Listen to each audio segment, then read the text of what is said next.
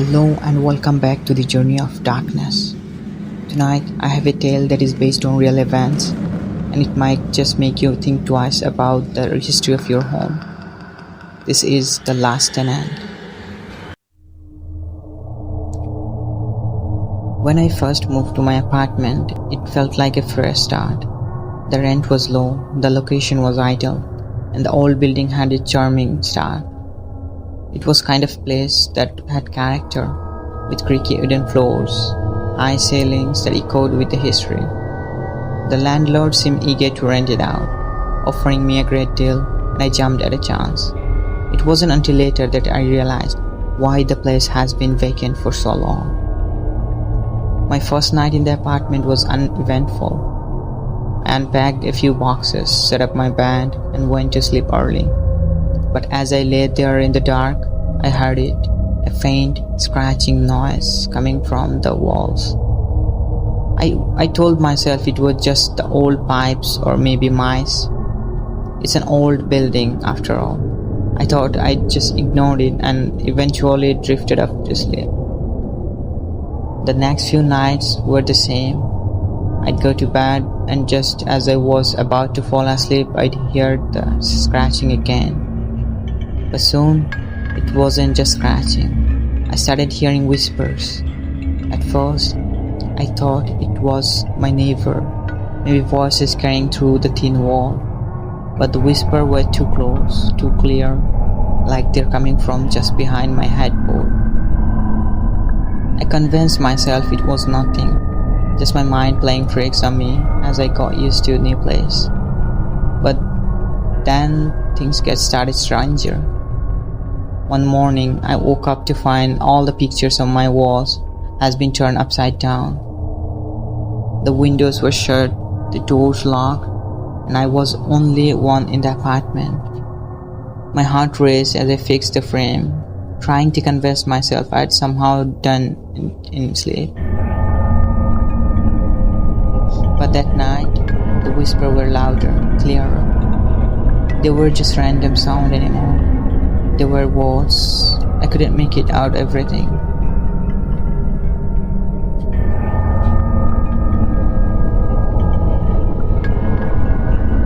But the tone was unmistakable. Anger, disruption, fear. And then I heard my name. My blood turned into ice. I jumped out of bed, turning on every light in the apartment, but there was nothing. No one. Just an empty room on the oppressive silence. I stayed up all night pacing, trying to figure out what was happening. Was I gone crazy? Or there's something in the apartment with me? I started asking questions, trying to dig into the history of the building. The landlord evasive, brushing off my concern as the quakes of an old building. But the longer I stayed, the more I knew something was terribly wrong. I spoke to a few of my neighbors, but they didn't seem to know much about the apartment or its previous tenant. Then one night, I found a letter tucked away in a drawer in the kitchen. A letter from my previous tenant. The handwriting was shaky, desperate. The letter told how they had been heard voices, just like I had. How they had been seen things, felt things, and how the apartment had changed them. But the letter ended abruptly. The last word trailing off in a frantic scrawl. It wants me to live. It needs a way out. My hand shook as I read those words, a fear creeping up my spine. I had to get out of there. I started packing at the night, throwing my belongings into boxes as fast as I could. But the apartment wasn't done with me. As I was packing, the light started to flicker. The temperature dropping suddenly. I could see my breath, feeling the cold seeping into my bones. And then the whisper came again. But this time, they weren't just whispers. They were screams. The wall shook, the floor trembled, and I could feel something closing into me. Something dark, malevolent. I ran from the door, but I slammed shut in the front of me, trapping me inside. I screamed, banging on the door, pleading for someone to help. But no one came. The walls seemed to close in the air, with the pressure of whatever had been trapped in the apartment for so long. I don't remember how I got out. The next thing I knew, I was standing outside in the cold night air, my heart pounding in my chest. I never went back.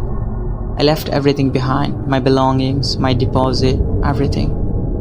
The next day, I called the landlord to tell him what I have experienced and said I'm leaving. But there was no answer. When I went to the building to drop off the keys, the apartment was empty. The door ajar. The landlord was gone, vanished without a trace. I later found out of my neighbor that the building had a history, stories of tenants who had gone mad, who had disappeared, and who had died under mysterious circumstances. The apartment I lived in was said to be cursed, a place where something had darker and trapped long. But the worst part, the letter I found on the previous tenant, it was been dated 2 years before I moved in. But the ink was still fresh, as if it had been written just a few days back. I left the town, trying to forget, trying to move on, but sometimes late at night, when the wind howls outside my window, I swear, I can still hear those whispers, and I wonder, did it follow me?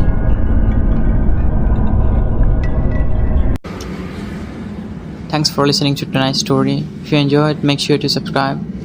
But be careful, you never know what might be waiting in the walls of your own home. Until next time, stay safe and sleep with the lights on.